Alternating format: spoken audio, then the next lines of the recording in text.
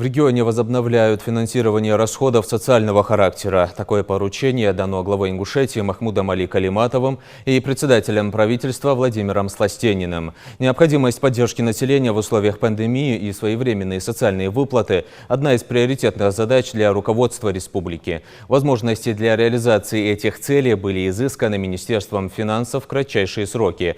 Так, на ежемесячные денежные компенсации, на оплату жилья и коммунальных услуг отдельным категориям граждан выделено почти 366 миллионов рублей, а для поддержки детей-сирот за первое полугодие текущего года выделено 20 миллионов.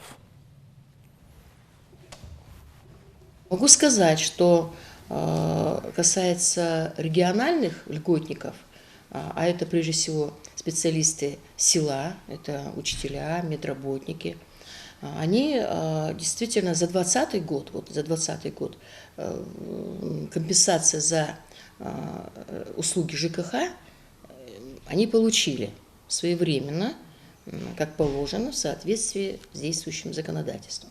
Что же касается задолженности за 2019 год, она была серьезная, начиная за январь они получили, от февраль, март, апрель, май и так далее, по июль месяц была задолженность. Сегодня я могу определенно сказать, что деньги на это выделены и выплаты уже начались.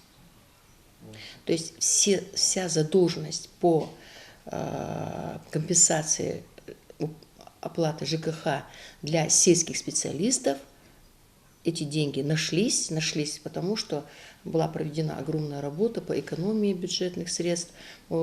И сегодня можно сказать, что эти вопросы решаются.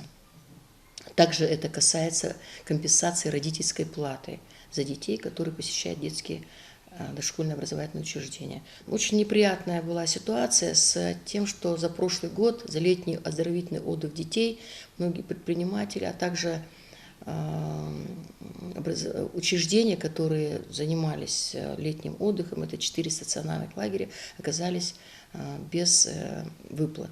Поэтому вот эта кредиторская задолженность, она присутствовала сегодня, можно сказать, что вот сейчас эти вопросы решены, и где-то порядка 34 миллиона, эта кредиторская задолженность, она тоже будет выплачена. Большим удовольствием я констатирую то, что та задача, которая поставлена главой, она выполняется правительством, и дальше будет сделано все возможное, чтобы таких вот задолженностей не образовывалось, и все обязательства социальные республикой выполнялись успешно в срок.